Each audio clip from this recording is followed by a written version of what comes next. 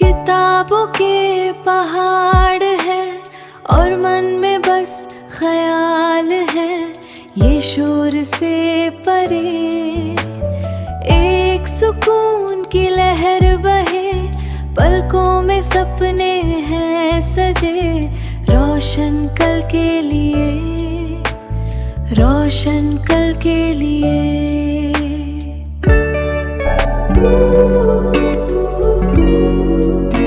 Street lights paint the window glass.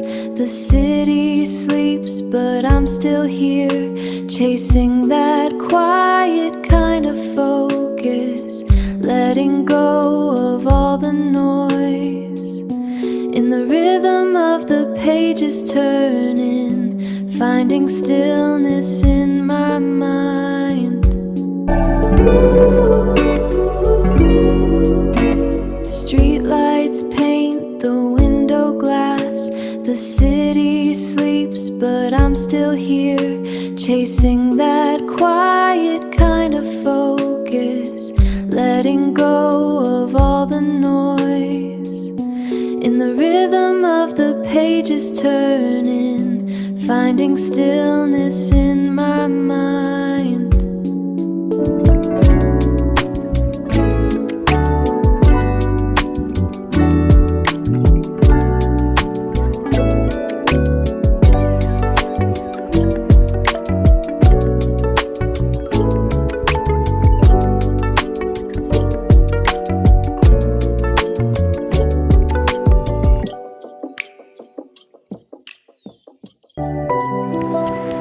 So hey guys, finally मेरा bio का session ख़त्म होता है एंड अब अब मेरे को थोड़ा सा ब्रेक लेना है, क्योंकि 3 बजे मैं बैठी थी पढ़ने के लिए। ठीक है, तो मैं बताई थी ना कि मैं स्टोरी बताऊंगी,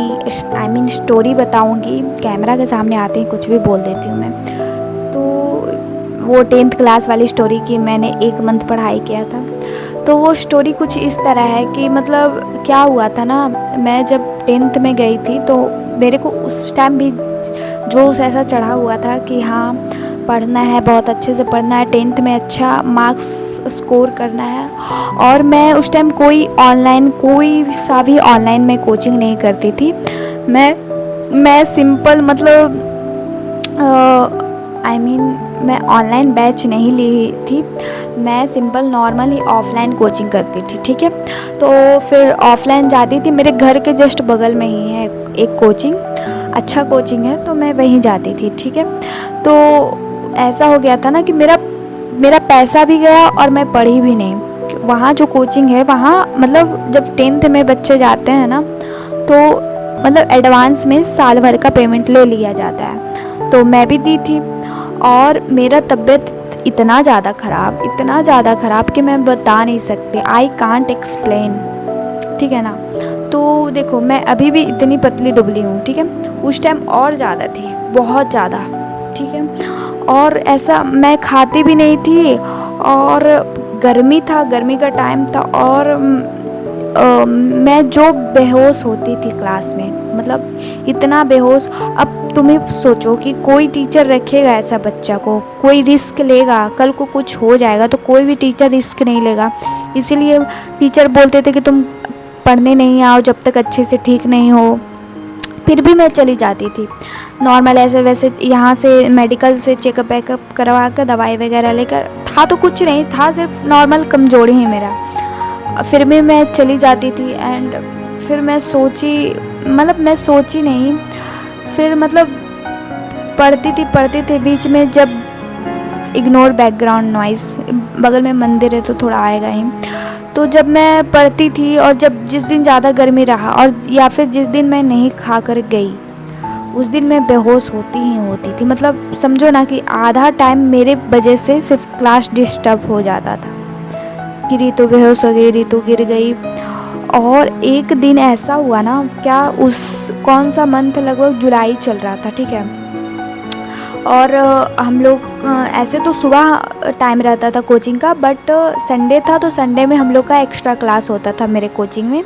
तो मैं संडे के टाइम गई थी, तो था दोपहर के टाइम से स्टार्ट, लगभग 12 बजे 1 बजे ऐसे ही।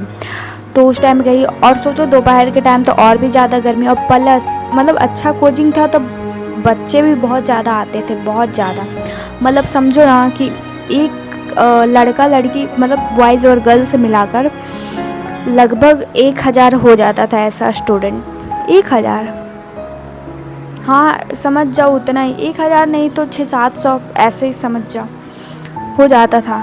तो इतना गर्मी, ठीक है, और ऊपर से इतने बच्चे देखो, जितने ज़्यादा लोग और उतना ज़्यादा एकदम वो होता है ना, तो वही उसी कारण और गर्मी लगने लगा। मैं गई तो ठीक थी, थोड़ा देर ठीक रहा, बट मैंने 1 पीरियड सही रहा, सेकेंड पीरियड में भी सही रही, बट थर्ड पीरियड में जो मैं बेहोश हुई, उसके बाद मेरा सांस, जो हम लोग सांस लेते हैं ना ऑक्सीजन, मुझे सांस ही नहीं आ रहा था। मतलब मैं बेहोश हुई। फिर कोचिंग से कॉल किया गया मेरी मम्मी को कि हाँ आपकी बेटी बेहोश हो गई है, आइए। मेरी मम्मी आई और इतना ज़्यादा मेरा क्रिटिकल कंडीशन हो गया था कि मम्मी वहीं पर रोना चालू कर दी। सीरियसली मेरी मम्मी वहीं पर रोने लगी पूरा। और फिर मेरी फ्रेंड लोग थी तो वो लोग भी रोने लगी, एक एक रोने लगी थी वो। मतलब अभी तो मेरा उससे बातचीत नहीं होता है। एक्चुअली लोग टाइम के साथ बदल जाते हैं, तो वो भी बदल गई है। तो मैं उस टाइम का बात बता रही हूँ, अभी छोड़ो, जो बदल गई सो बदल गई, ठीक है। तो एक जब मेरी मम्मी रोने लगी ना तो वो भी रोने लगी भाई। क्या ही बताओ। मेरी सारी दोस्त लोग मेरे क्लास की रुकी थी, ऐसा कोई नहीं था। जब मेरा तबीयत ख़राब हुआ तो सारी लड़की रुकी थी जो मेरे क्लोज़ फ्रेंड थी। हम लोग का एक ग्रुप था जिसमें लगभग 10-12 लड़के थे, लड़कियां थी, ठीक है ना। ऐसा बेस्ट फ्रेंड वाला नहीं, कैजुअल फ्रेंड वाला ग्रुप, ठीक है। तो वो लोग रुकी थी, और जो मेरे और ज़्यादा क्लोज थे वो मैं ऑफिस में जब गई थी तो वो भी थी, टीचर्स लोग थे। फिर फिर जल्दी से गाड़ी बुलाया गया और मेरे को पहले, मैं जहाँ रहती हूँ वहीं के पास के मेडिकल में दिखाया गया, हॉस्पिटल में दिखाया गया। तो बताया गया कि यहाँ इसका कुछ नहीं होगा, इसको बिहार लेकर जाइए, ठीक है। तो फिर मैं बिहार गई, और जब बिहार गई तो एक हॉस्पिटल में भर्ती हुई, मेरे को ऑक्सीजन लगा। फिर जब मैं रास्ते में बिहार जा रही थी, मतलब मैं जब बिहार जा रही थी रास्ते में गाड़ी से ये हॉस्पिटल, तब फिर से मेरे अचानक से मेरा सांस नहीं आने लगा। और मैं उस टाइम बहुत बार पानी पीती थी। मेरे को भूख लगे या ना लगे, मेरे को प्यास लग रहा था, पता नहीं क्यों, बार। तो फिर तो गाड़ी में फिर मेरे को सांस लेने में प्रॉब्लम होने लगी, फिर मेरी मम्मी रोने लगी। और हाँ, एक चीज़ और मैंने नहीं बताया, तो जब मैं ऑफिस में थी ना, ये तो मैं जा रही थी उससे पहले का बात है, मतलब गाड़ी पर बैठी उससे पहले का बात है। जब मैं बेहोश हुई, तब फिर ऑफिस में गई, जब मेरे को होश में लाया गया, तो जब मेरी मम्मी को देखकर मेरी एक फ्रेंड जब रोने लगी, तो और जब मैं क्या बोलते हैं, मैं कंफ्यूज कर दूंगी आप लोग को, बट समझना, ठीक है ना। तो उसके बाद फिर एक जो मेरी दोस्त थी, जिसका नाम है ज्योति पांडे, मैं उसका फ़ोटो यहाँ पर मेंशन कर दूँगी, क्योंकि उसको कोई प्रॉब्लम नहीं है। मैं मतलब कि किसी को प्रॉब्लम होती है कि मुझे सोशल मीडिया पर मत लाओ, बट उसको कोई प्रॉब्लम नहीं है, आई नो। तो वो थी ना, वो मतलब भागी मंदिर, मेरे यहीं पर मंदिर है, लेकिन मेरा कोचिंग और आगे है, तो वहाँ से भागी मंदिर और जाकर मतलब शिव जी के पास एकदम प्रार्थना करने लगी, रोने लगी। मेरी मम्मी बता रही थी कि एकदम दौड़ी गई है वो, एकदम शिव जी के पास कि ठीक कर दीजिए उसको, ठीक है। मतलब वो बहुत ज़्यादा डर गई, इतने, मैं बोली ना, मैं बहुत ज़्यादा क्रिटिकल कंडीशन में आ गई थी, ठीक है। और वो बहुत ज़्यादा ही डर गई, बहुत ज़्यादा। तो फिर जब मैं फिर हॉस्पिटल गई, जब मैं बिहार पहुंची, तो फिर हॉस्पिटल में पहुंची तो मेरे को ऑक्सीजन लगा। तो डॉक्टर ने बताया कि ज़्यादा कुछ नहीं है, टेंशन मत लीजिए। वो जो होता है ना बेहोश होने टाइम दत्ती लग जाता है, वही हो जा रहा था मेरे साथ, ठीक है। तो ज़्यादा कुछ नहीं है, टेंशन मत लीजिए, ऐसा वैसा। मतलब इसको मैं लगभग 1-2 दिन एडमिट रही होंगी। मेरे को ये क्या बोलते हैं उसको, आयरन चढ़ा और पानी चढ़ा, यही सब चढ़ा, क्योंकि मैं खाई नहीं थी। मेरे मतलब बॉडी में जान नहीं था उस टाइम, ठीक है ना, एकदम जान नहीं बचा था। तो वही डॉक्टर बताया कि खून में ये मतलब कमी बताया कि ये कमी है, इसको एलोवेरा का जूस पिलाइए, ये वो फल फ्रूट हॉर्लिक्स वगैरह मतलब खाना खिलाइए। फिर जब मैं वहाँ थी तो फिर मेरे दोस्त लोग का कॉल आ रहा था कि ठीक है ना, ठीक है ना, ठीक है ना। फिर मेरे रिलेटिव्स लोग भी मेरे से मिलने के लिए आए।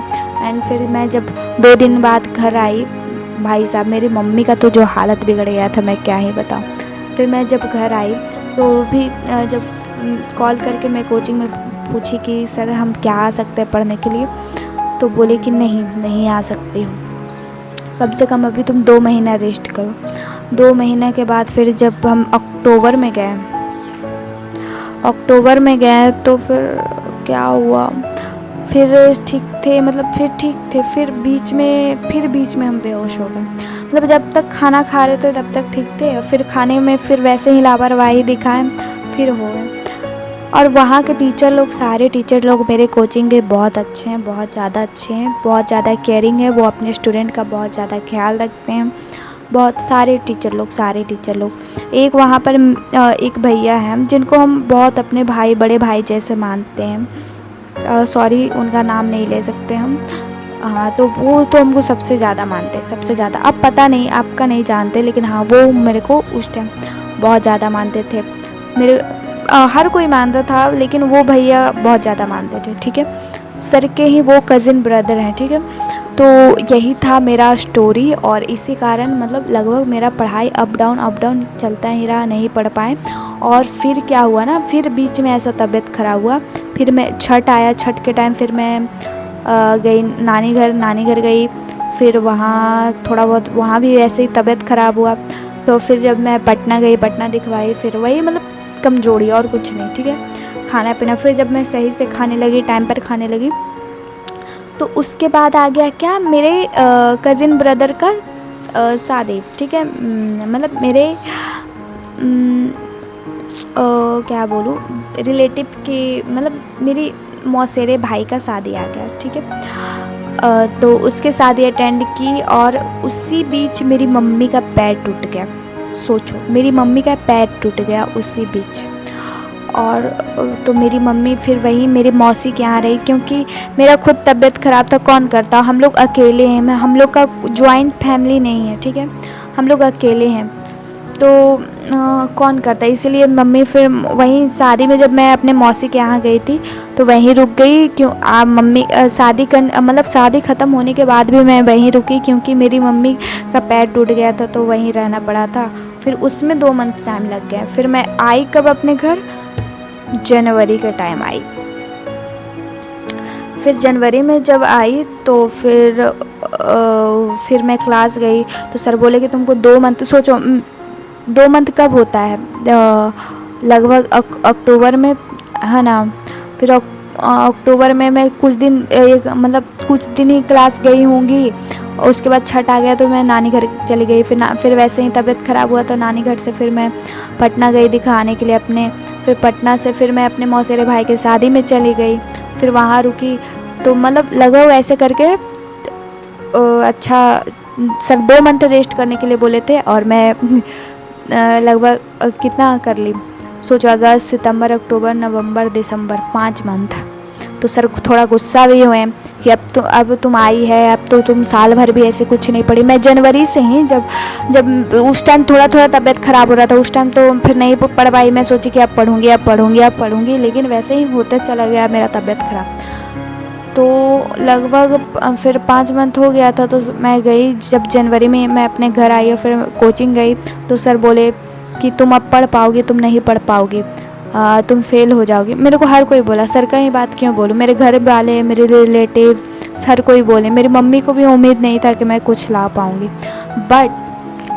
बट सबसे इम्पॉर्टेंट बात जो मैं हमेशा बोलती हूँ आप लोग को कि देखो लाइट नहीं आ रहा, जो मैं हमेशा बोलती हूँ आप लोग के, वो मतलब ये है कि खुद पर भरोसा रहना चाहिए। ठीक है ना, कोई कुछ भी बोलते हैं, यहाँ तक कोई कुछ भी बोलते रहे, यहाँ तक खुद के घर वाले, खुद के मम्मी पापा ही क्यों ना बोलते रहे, बट अगर तुम्हें खुद पर भरोसा है कि तुम ये कर लोगे तो भगवान तुम्हारा साथ देंगे ही देंगे। ठीक है ना, इसीलिए तुम खुद पर भरोसा रखो, दूसरों पर नहीं। ठीक है, क्योंकि करना तुम्हें है, कोई दूसरा आकर नहीं करेगा। ठीक है, तो इसीलिए मुझे खुद पर भरोसा था कि नहीं, मैं लाऊंगी, मैं फेल तो नहीं होंगी, फर्स्ट का पता नहीं, बट हाँ मुझे इतना यकीन था कि ना मैं थर्ड आऊँगी और ना मैं फेल होंगी। हाँ मुझे ये भी लग रहा था, मतलब एग्ज़ाम देने से पहले मेरे को ये लग रहा था कि मैं सेकेंड आऊँगी, ठीक है। और डर लग रहा था बीच बीच में कि कहीं ना मैं थर्ड भी आ जाऊँ, बट मैंने खुद से अंदर कहा कि नहीं नहीं, थर्ड भी नहीं आना है। तुम पढ़ो, तुम मतलब बीच बीच में क्लास की हो तो कुछ तो पता होगा, बट मुझे कुछ नहीं पता था। मैं लास्ट के 1 मंथ में, जनवरी में ही, क्योंकि फरवरी से तो एग्ज़ाम था, कैसे की हूँ तैयारी ना, मतलब रात दिन जग कर सोचो, पढ़ कर। तो फिर मैं जब एग्ज़ाम देने गई, तो मतलब एग्ज़ाम देने से पहले फिर मैं बता रही हूँ कि जब हम लोग का प्रैक्टिकल हुआ, प्रैक्टिकल का कॉपी दिए, और जब ओरल हुआ, वाइवा जो होता है, वहाँ गए। तो फिर मैं और एक मेरी फ्रेंड साथ में गई। हम लोग का एग्ज़ाम के टाइम भी ऐसा सीट था, वो आगे थी, मैं उसके पीछे थी, ठीक है। तो हम लोग गए, टीचर कुछ सवाल पूछे, जिसमें हम लोग टीचर ने पूछा 6 सवाल, जिसमें से हम दोनों ने साथ में 3 सवाल का जवाब दिया, 3 सवाल का जवाब नहीं दिया, ठीक है। वो भी 3 सवाल का जवाब हम लोगों ने केमिस्ट्री का दिया, उन्होंने केमिस्ट्री और बायो से कुछ रिलेटेड पूछा था। तो बायो में इतना रिलेटेड, मतलब कौन सा बीमारी है, एकदम अंदर ही घुस गए वो, बीमारी क्या है, और एक क्या तो लिखा हुआ, एक मेडिकल का मतलब जो मेडिसिन वाला बोतल होता है ना, वो उठा कर दिया, बोले इस पर क्या लिखा हुआ है, ऐसे ऐसे पूरा पूछ रहे थे। नहीं इसका क्या यूज़ है, अब मुझे क्या पता भाई, वो मेडिसिन है, मैं थोड़ी ना मेडिसिन खाई हूँ जो मुझे पता रहेगा। ऐसा सवाल तो छोड़ो, बायो का हटाओ, लेकिन 3 सवाल का हमने जवाब दिया साथ में। और फिर जब हम लोग का एडमिट कार्ड हाथ में आया, तो हम लोग देखकर चौंक गए कि हम लोग का आगे पीछे सीट है। फिर जब हम दोनों आगे पीछे सीट था, तो हम लोग ये नहीं समझना कि हम लोग साथ में ही जाते थे एग्ज़ाम देने, वो अपना अलग जाती थी, हम अपना अलग जाते थे, हम दोनों। और फिर जब एग्ज़ाम दी मैं, और एग्ज़ाम देकर जब मैं आई, तब मुझे इतना कॉन्फिडेंट था कि नहीं, जो जिस तरीक़ा से मेरा एग्ज़ाम गया है, मैं सेकेंड भी नहीं आऊँगी, अब मैं आऊँगी। मुझे पूरा यकीन था कि मेरा नंबर 350 से ऊपर जाने वाला है, तो है, मुझे 100% यकीन था, और हुआ वही मेरा आया उतना ही। अब देखो, उस टाइम फिर भी मेरे अंदर डर था कि मैंने 1 मंथ में पढ़ा है, पता नहीं आएगा कि नहीं आएगा। जिस दिन रिज़ल्ट निकलने वाला, तो मैं पूरी डरी हुई थी। तो मेरा रिज़ल्ट ही ना होता है ना, वो हो जाता है, उस टाइम सब लोग रिज़ल्ट चेक करते हैं, तो थोड़ा सा नेटवर्क इशू हो जाता है, नहीं दिखाता है।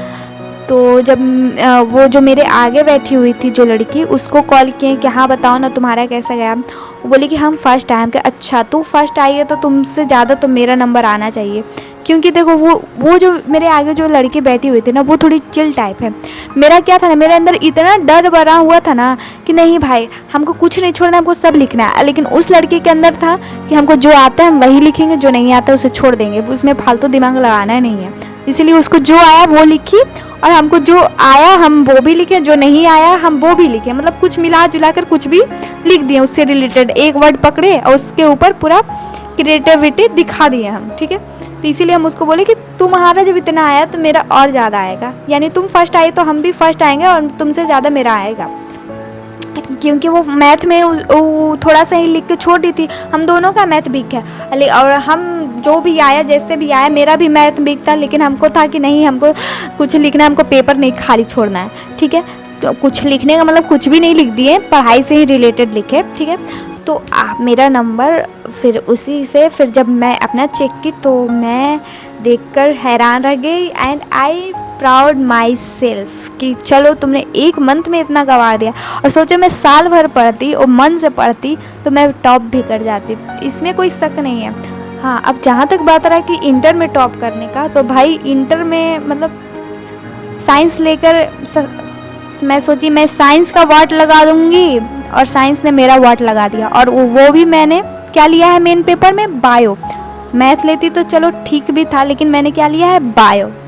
सो मेरा यही था स्टोरी, और भी बहुत सारा ऐसा स्टोरी है। तो मेरा स्टोरी अगर आप लोग को अच्छा लगा तो बताइएगा, अगर और भी स्टोरी जानना होगा तो मैं और भी अच्छा मेरे जीवन में घटित हुआ स्टोरी है तो मैं सुनाऊंगी, ठीक है।